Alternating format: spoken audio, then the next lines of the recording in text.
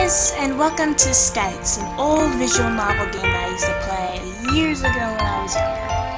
And by years ago, I mean probably 2 years ago. So this is well, it's not really a game, like I said, it's a visual novel on cloud9.com. And it's also on a different site as well, but that site's not working, so I'm on Cloud Novel to play this game. And so, I don't know, I really like this game. I never really finished the novel all the way through, so this is going to be the first time I'm going to be able to finish it, hopefully, because there were a few chapters that were missing. I guess they added more, so yeah, I'm just going to eventually get up right on track of where I left off, but for now, we can just start with the first episode and end it there. I have the volume very low, and I'm probably going to have to turn it off once we get into the game, because the background soundtrack is a bit louder than my voice. That's why I might be screaming a few times so you can hear me, because this recording software is a bit iffy. So anyway, enough of my blabbering, let's get into the game. Skights, play.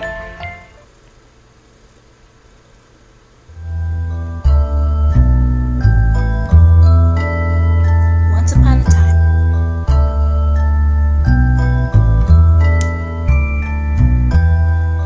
Once upon a time in the land of Shigaria, a princess was born in the Cherry Kingdom. She was a beautiful, healthy child with cherry red hair and a sugar-sweet smile. Let me really make sure the volume is not too loud. I'm gonna have it low as... One. There, it's at 1. That's the lowest it can go. The people grew to love her, for she was both a kind and compassionate girl. Thus, for a long while, the kingdom was in a joyous time. One day, the princess fell ill. The king and queen were desperate to find a cure, searching far and wide all over Shigaria. Oh god, it's the opening to Tangled all over again. But to no avail did their search prove fruitful. Okay, maybe not exactly the same. With her last breath, the princess made one last wish. Oh, how I wish I could have grown into a woman before I died. And in a flash of light, 3 fairies appeared before her, loud Sleeping Beauty. The first fairy said, "Dearest princess, your wish shall be granted. You will live your life full and well. But you must fulfill 3 promises." The first fairy handed the princess 1 golden seed. "You must plant this seed in the west, for it will give the land riches beyond your wildest dreams." The second fairy handed the princess another golden seed. "You must plant this seed in the south, for it will give the land everlasting health and prosperity." Okay. The third fairy handed the princess the last golden seed. "You must plant this seed in the east, for it will give the land and its people love and happiness." Thus the princess went on a quest to all these 3 lands, as you can see here. First, she planted 1 golden seed in the west. Second, she planted another golden seed in the south. And when it came for her to plant the last seed in the east, the princess became skeptical of her task. What could these little seeds possibly do? You're getting scammed, like Jack. They were too tiny to conceive such grand aspirations. And so, thinking she could outsmart the 3 fairies, she swallowed the last golden seed and left the east before she could fulfill her last promise. This bitch! I mean, whatever. I don't know how that would outsmart them. Angry for what she had done, the last fairy put a curse on the princess. For 1,000 years, her children and her children's children shall not be crowned. None shall ever be king or queen, and they will live their lives out in misery and misfortune. For many generations since, her children suffered one misfortune after another, and were cursed to this day. But On last night of the 1000th year, it was said that the curse would break. That'd be broken. And the princess would return to reclaim the cherry crown once and for all.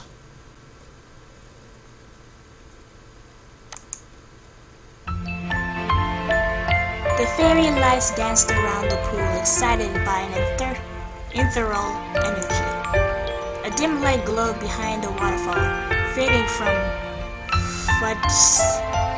Fudhesia, bronze, and gold. I don't know if you guys know this, probably not, but there's like a line in the middle of the screen for me, so it's like hard for me to read half the time. Not like I can read anyway, it's difficult sometimes, but now it's even more difficult with this computer I'm using, but anyway. Suddenly, a ray of pink light shot out from the waterfall, followed by gold and bronze. They rose to the sky, darting away in the speed of light. Just as they raced away into the clouds, the fairy lights disappeared, returning the pool to the dormant state it once was. Hey guys, so I don't know what happened. I was trying to fix something in my recording and it just wasn't working, so I can't play any of the this background sounds in the video, so which honestly I think is for the best because it was just not cooperating the levels of my voice with this. So anyway, forest levels scattered, the morning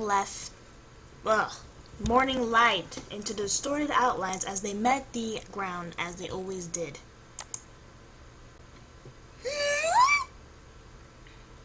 I stretched my legs. Oh god. Why can't I read? I stretched my legs, extending out the strained muscles from after my morning snooze. I wasn't usually a dreamer. Dreams never drifted in my mind unscatched, and even if they did, they never had the chance to linger for long. Where and what was that? I could have sworn I never saw a waterfall before in my life. Could it have been a weird dream? I better end my philosophical blabble before I starve myself to death. You and I are on the same track, Cassandra. My stomach needed food.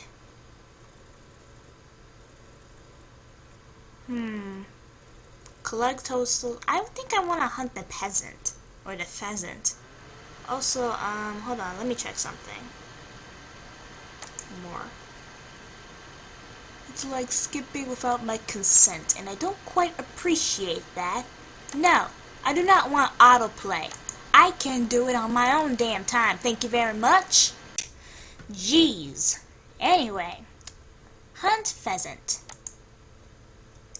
Well then, let the hunt begin.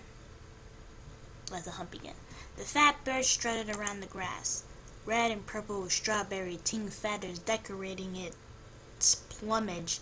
It blended into the strawberry foliage with ease, or foliage. My eyes followed its trail, watching stealthily as it kicked up dead leaves. It pecked at the ground, searching for insects. Killing, eating, and watching it comforted me somehow. Strange enough, the poor creature reminded me of myself. Strawberry creatures were always more wild than its neighboring counterparts, and people for that matter. We were what the vanilla and chocolate called outlaws, or more commonly, wild sugar.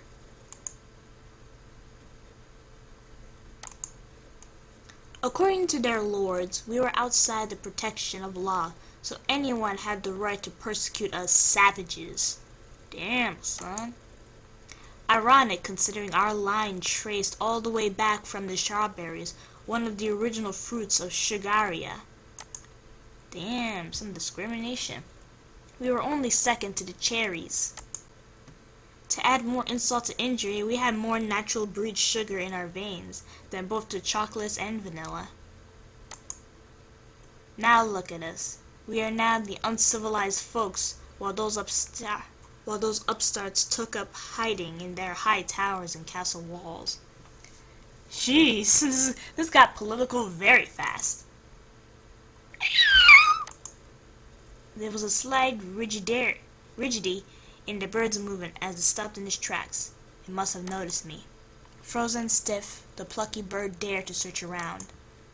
As luck would have it, its red pupils crossed mine for the briefest moment.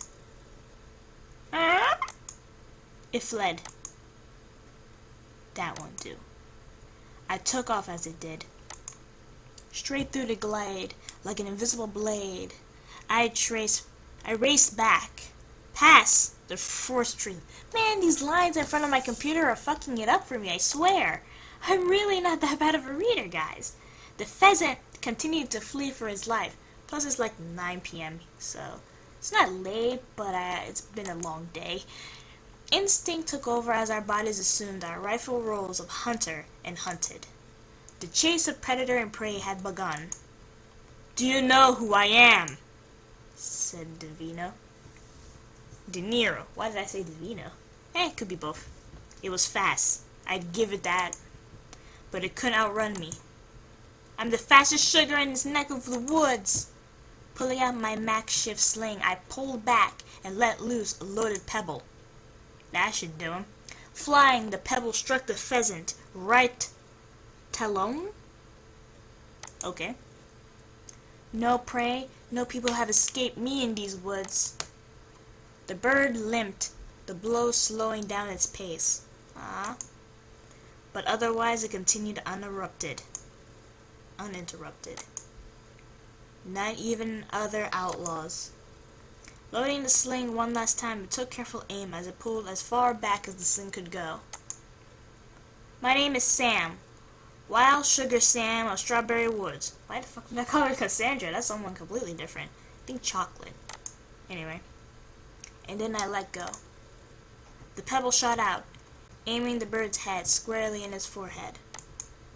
As the sharp impact collided with its skull, a sharp cry escaped from its beak as the bird collapsed fainting from the heavy blow on its brain. It flopped on the ground unmoving. Breakfast is now served. I tucked my sling back into my pocket. Brilliant as always. Another successful kill. My perfect aim never failed me. After all, I was the best huntress in these woods. It's only natural I did. Reaching down to pick up my prize, I grinned smugly. Now to skin you, wash you, and cook you over.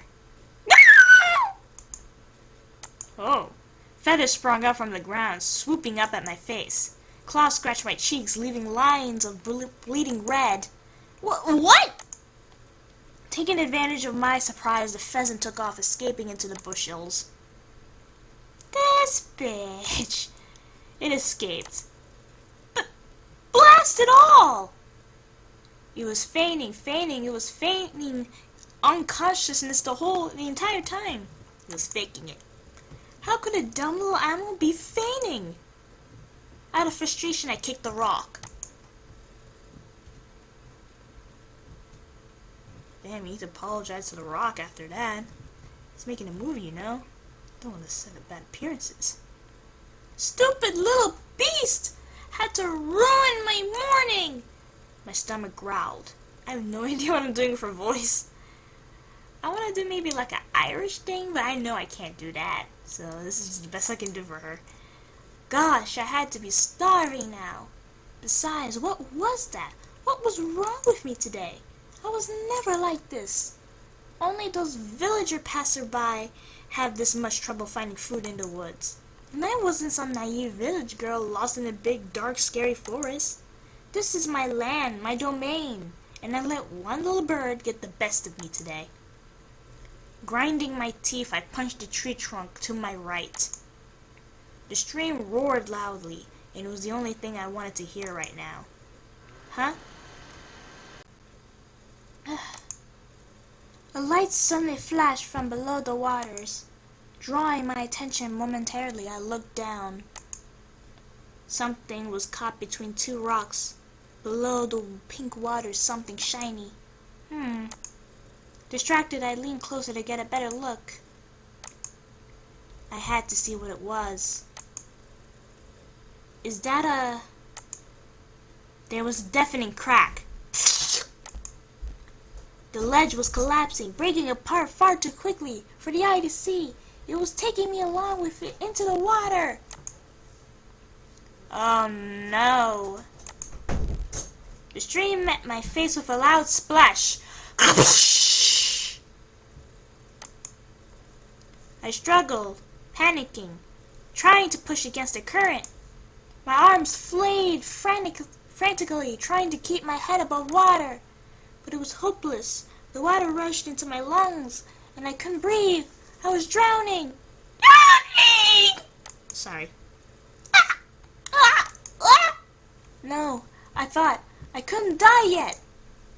But the waters engulfed me, and in a recede of my facing consciousness, the last thing I saw was a shiny pink object floating towards my face.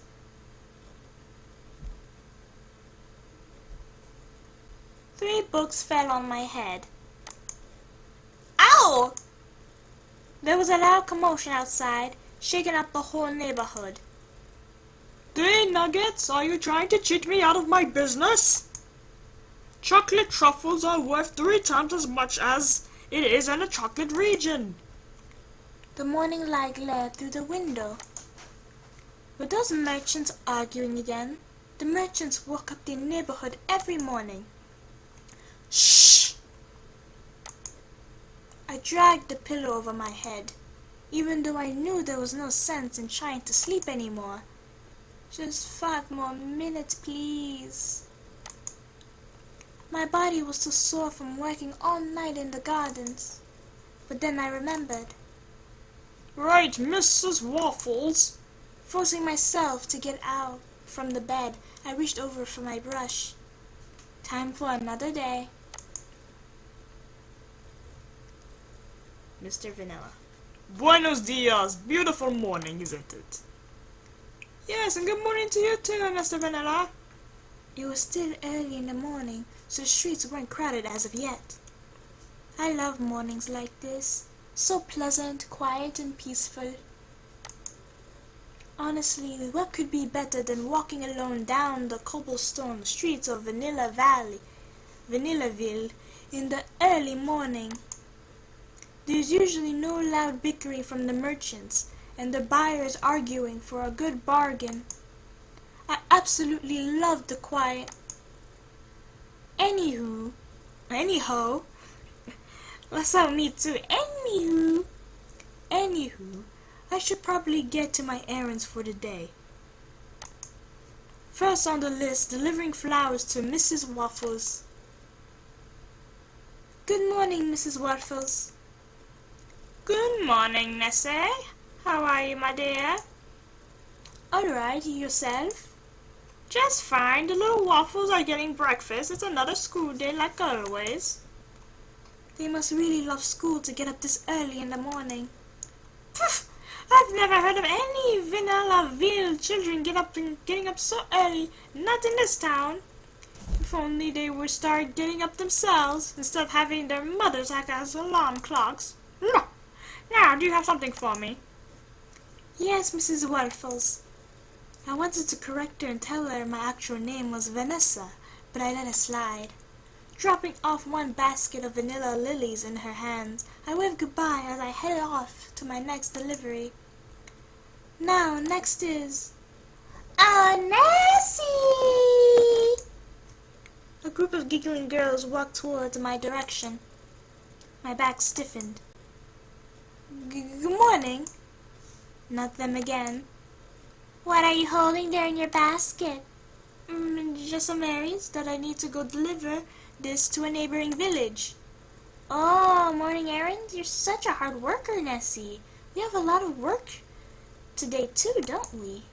The group nodded their heads in unison. They were going to force me to do more of the dirty work again. What is it this time? Shoplifting some poor baker? Or worse, stealing some poor lady's jewelry? Oh, well, I better be on my way. But we'd appreciate it a lot if you could help us, since we really need your help. Oh,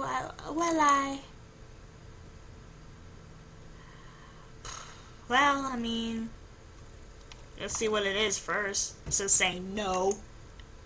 my father did tell me kindness was always the answer.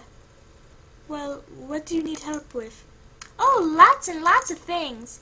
Paula needs you to bring her pail of milk to the well. Stella has to pick up some things from the vanilla sniff. And I need you to. Nessie!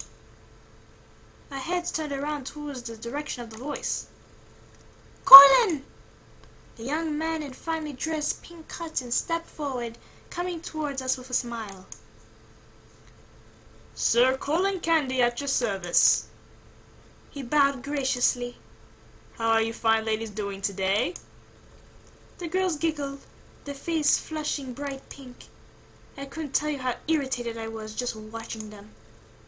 Oh, we're fine. It's so good to see you, Sir Colin.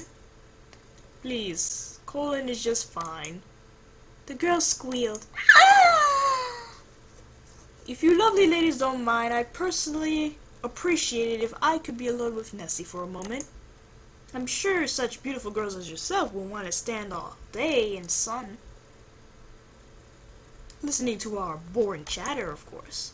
Oh, it's no problem at all, Colin. The blushing gaggle giggled one last time before they waved their hands distinctly at Colin and disappeared down the busy streets. Thanks for saving me. I'm only fulfilling my duty to help damsels in distress. It's my honor and duty to be at your service. I flushed. Stop it, Colin. You know how much I don't like you acting all noble. After all, I've known you since we were children. We don't have to be so formal with each other. All the more reason I should. I raised a brow. That doesn't make any sense. He cleared his throat.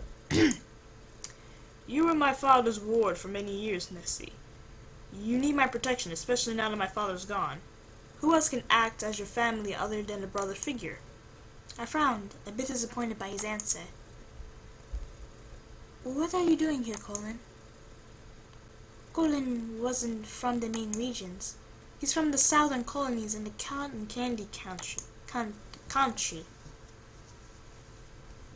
His father took me as his ward when my father, who was a very close family servant, died, and we grew up together as children. To see the prince in his royal procession. His Highness is paying a visit to Vanillaville, if I'm not mistaken. What? The licorice prince himself? Why? Colin rolled his eyes. Apparently to show his concern for the citizens of Shigaria. But I'll have to come and pay homage to His Highness. His father knighted me only recently, after all. I see. Colin was given his knighthood only a few months back. After his father died, Colin was knighted so he could assume control of his father's fields, all in exchange of giving military service to the Licorice King. Now he was far too busy to come and visit this little town anymore. Colin, Yes? I stared up at him. His handsome smile beamed in the sunlight enough to make any faint-hearted girl swoon. Every girl in town was head over heels for him. The words couldn't come out. I hope you enjoy your stay, Colin. You would never choose someone like me. I'll try. He smiled again. I'll come find you later, Nessie. Okay. Colin turned around, heading toward the opposite direction. That's right, Colin. Shouldn't waste his time associating with a low-born girl like me. I wasn't some noble lady born in a castle, just a villager and a servant's daughter. I don't know why I gave her that voice. Hopefully it's not too offensive or anything. I was trying to make it over the top as much as possible. So anyway, the woods were quiet today, but then again, the vanilla force always was. Sigh. Colin would never fall for a girl like me. Nessie, you're selling yourself too short. You seem like a really nice girl. And you're pretty hot. From the little clip we saw of you. An ugly, plain, dim-witted girl like me. Oh, come on. He would choose one of those pretty girls, those girls with soft, silky, vanilla white hair, wearing pretty lace and bonnets. Misha, stop it. Stop it. Okay, I'm recording. Stop. Those girls, those nasty. I bit my lip just thinking about it. They just never leave me alone. Those girls are always behind my back, following me whenever I go. Why?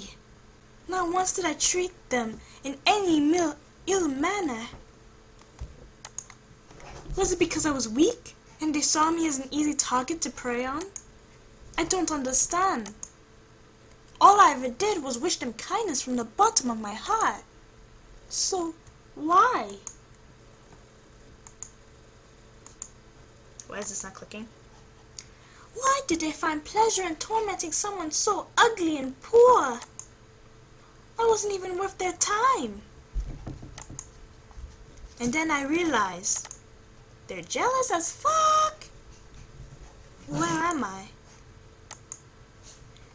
It must have been an hour since I made my last delivery. Could I be lost? There was a loud rustling in the trees, followed by a flash of gold light from above. Surprised, I looked up at the tree canopy.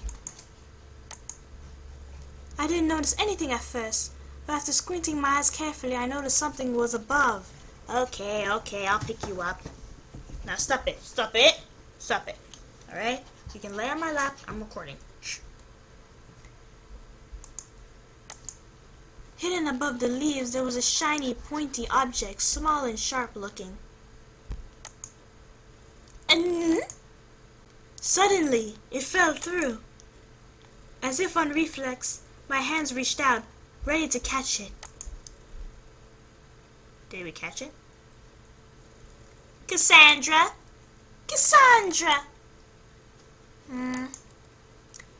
Pay attention to your lessons, my lady. What would your father say? I lowered my book down, drawing in a sigh. Those lessons are always so boring. I don't care. Cassandra, proper ladies do not slouch or behave like wild sugar savages. Precisely. But I'm not any lady. I'm the daughter of the High Lord of Chocolate. The High Lord of Chocolate, Westlands of Sugaria. And as a noble lady of the richest region of Sugaria, I should have special privileges. The governess put down her book. The way you're behaving now, the prince will never want to marry a capricious girl like you. Capricious? Capricious girl like you. My hands tightened into a fist. Well, it's not like you've ever had anyone better, you fat old hag. Cassandra, you're being rude. I don't care. I crossed my arms as my governess looked the other direction, frowning. At last she sighed. We're done for today. Go back inside and we'll continue where we left off tomorrow. Finally. I rose from the steps and strutted myself toward the estate entrance. Every day was like this, every single day, and I never had a chance to go dance at balls anymore. Just last week, when I thought I could finally have a break, the whole family had to go to some distant relative's funeral and miss the grand harvest ball. My seamstress spent weekends upon weeks stitching my golden dress. I couldn't even put it on for the family occasion, and now it went out of fashion. All my hard work gone to waste. Why is my life so miserable? Oh yes, so miserable. Just look at that poor house right there. You're in a good mood? Fudge it, Charles. Leave me alone. My brother, the imbecile he was, come marching alongside me. He was up to something stupid again. Ladies shouldn't cuss. You say the F word all the time, so why can't I? That's because I'm a man. I groaned. He had a smug look on his face. My fist wanted to punch so bad. That poor governess. having to deal with such a foul-mouthed brat. That's rich coming from you. Didn't Mother say something about... Right. That's right. You were too stupid that you couldn't even read till you were 14, and our governess turned in a note to Father to leave because she thought how hopeless it was. I was practicing my sword and riding. And if you remember correctly, I also slew a bear when I was only 12 years old. Sugar savages slay beasts twice the size of bears before they even turn 12. I don't see how comparing yourself to a savage can make you any less of an idiot. For once my brother was not provoked. He looked over his shoulder, not bothering to return a rebut.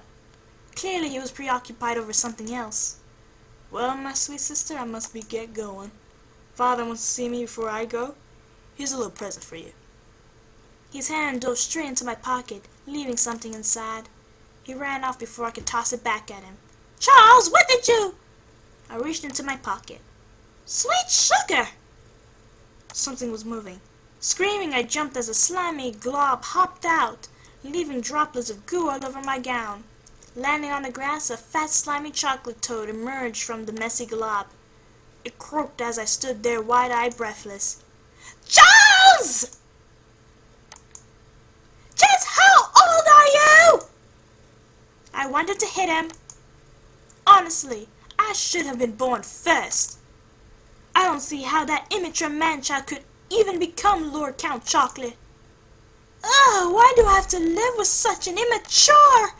Milady, one moment, please. A little boy ran up toward me. Yes, what do you want? Her ladyship, the Countess of Chocolate needs your attention. Tell my mother I'll come later. She said it's urgent. I stopped, slowing down. Did she say what for? Only that it's urgent. I rolled my eyes. Of course she says it's urgent, but I bet it's another small fire in the kitchen that's spreading into the halls. That's the servant's problem, not mine. Take me to her. Yes, milady, follow me to the stables. The stables? But the boy already turned his back, walking too fast for me to keep up. By the time we arrived at the stables, I could see my mother pacing back and forth, with a horse by her side. Mother, what do you... We don't have much time. Get on. She grabbed my arm, dragging me toward the animal. What? Why? I've packed all the things you'll need, and Elizabeth here will take you to your aunt and uncle's in a fortnight's time. Mother had a frantic look on her face. Why am I going to my aunt and uncle's, Mother? What about my gowns and dresses? I promised to meet my friends this afternoon at the... Cassandra, be a good girl and listen to your mother. Something was not right. Can you please tell me what's going on? And then I saw them. Just beyond the front gates of the chocolate estate, a group of riders in arms, knights, in what looked like caramel armor. They were coming past the gates and barging onto the front lawn. Their horses trampled all the Gordon roses as they began dismounting. Mother dragged me behind the mansion before she could spot either of us. Before they could spot either of us, I don't know. I could see Father stepping out of the rose door, followed by my brother. No, not Charles! I looked at my brother. Something changed in the short period of when we last spoke. His face was pale, gaunt, and for once extremely serious. What had Father said to him? Why is Charles a father? What's going on? Shh! Well, well, well, how quaint it is. Father and son coming to greet us like family. A man in golden attire dismounted from his horse, holding a scroll in one hand while curling his little goatee with another. Why are you here, Carlos? Oh, I think you know exactly why I'm here. What makes you think you trespass on our estate, Baron? Shut your mouth, boy. It's your father I want, not you. I might even let you live if you keep your trap shut. Live? Panic seeped through me. I looked over to Mother, but she was completely absorbed in the scene. What was happening? And what would a caramel baron want with me? Oh, I'm not a baron anymore. It's not me who wants you. It's His Majesty, the King. The caramel man opened the scroll and began reading aloud. On the order of the Licorice King, you and your family are hereby stripped of your lands and titles of the chocolate domain. And for your crimes against the crown, you are hereby sentenced to death. No! Mother's hand clapped my mouth shut. Over my dead body. My brother swiped out his rapier, running towards the caramel man, ready to make a swing. Charles, don't! A dozen bolts flew through the air, and in less than a second they all found their way into my brother's chest. Charles' eyes looked up to the sky, and slowly his legs lost their strength as he fell to the ground. Charles? He wasn't moving. My brother wasn't moving. I screamed. Mother was too shocked herself to muffle my voice. Well, I muffled it for you. It seems your wife and daughter are here as well. Father's head snapped up, turning towards our direction. His face pulled down, our very presence dashing his hopes as he realized Mother and I were still here. A shame they have to watch. The caramel man pulled out a sword, taking slow steps towards Father. But Father just watched us, exchanging one last glance with Mother and I, and then in one last swift plunge, the sword sank straight to Father's back, burying into his heart. No! Mother pulled my face into her chest, and my tears soaked her gown. I didn't even realize I was crying. She lowered her mouth to my ear, whispering, "Run away while I distract him." And then she left. She couldn't mean to. Clarissa, how good it is to see you after so many years. Mother walked confidently over to the caramel man, stony face and cold. This all must be shocking to you, but I know you are innocent of this entire mess. So, my love, I have a special proposition for you. You can have it all back. Your home, your servants, and even your daughter. You can regain the title of Countess, and when your daughter comes of age, she will continue the chocolate tradition and follow as Countess after you. All you need to do is marry the new Count Chocolate. The new Count Chocolate? My mouth dropped open. How dare you? You come into my home, kill my husband, murder my son, and now you insult me by asking for my hand in marriage. Never in my life will I marry you. Not now, and not ever. I would rather die! Mother spat right in his face. So be it. His arms lunged out toward the Countess, grabbing my mother's throat. With both hands he choked her. Run, Cassandra, run! Terrified, I sprinted off, heading towards the chocolate woods. The Countess struggled, gasping for precious air that was cruelly denied her. But her life was already slipping away. When she finally stopped struggling, the caramel man released the Countess, letting her body drop to the ground. Then he turned to his small band of soldiers. Find the girl. My gown was in tatters by now. The branches and leaves ripped the delicate fabric to shreds. Huh? I could hear the sound of howls behind me. Ooh! Hounds! Oh no, what do I do? Well, personally, I wouldn't scare them off, but I would try to hide, probably. Those bushes look big enough. Maybe they'll find. Maybe they'll hide. Maybe they'll find me here. Maybe they'll hide me here. Okay. All right. There's a few grammar mistakes here, but I mean, most fanfic visual stuff has it, I guess. But dogs have good noses. What if they follow my scent? Oh no, they're here! I drove myself under the brown bushes. 3 of them ran right past me. I waited 5 seconds longer with bated breath. Were they gone? I crawled out cautiously. No hounds in sight. Taking one last cautious glance at my surroundings, I ran off again. Dead end. At least the dogs are gone. I just need to get away as far as I can so those... Oh no, they're back! Where do I... A sudden burst of light flashed right behind me, but I didn't bother looking. I was way too overwhelmed to take any more surprises. The hounds emerged from the bushes. They surrounded me on the ledge, with only this stream behind us. Legs giving in, I fell backwards and started cowering away from their menacing growls. I was cornered. Then the flash of light appeared again, but this time it was coming from right under me, hidden in the grass beneath. For some strange reason, I felt like it was pulling me towards it, waiting for me to reach out and take a hold of the light.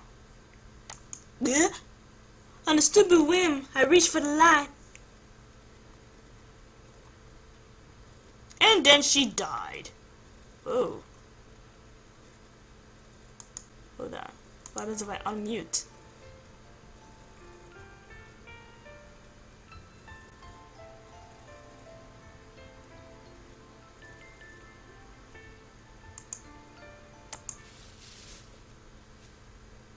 Well then, I guess we're just gonna end the episode there. We saw all the characters. I'll continue this in another episode if this does well. Or, I don't know, I could probably just continue it just pure on nostalgia. But anyway, guys, I hope you liked that. And I'll see you guys in the next episode. Bye! Stay cool.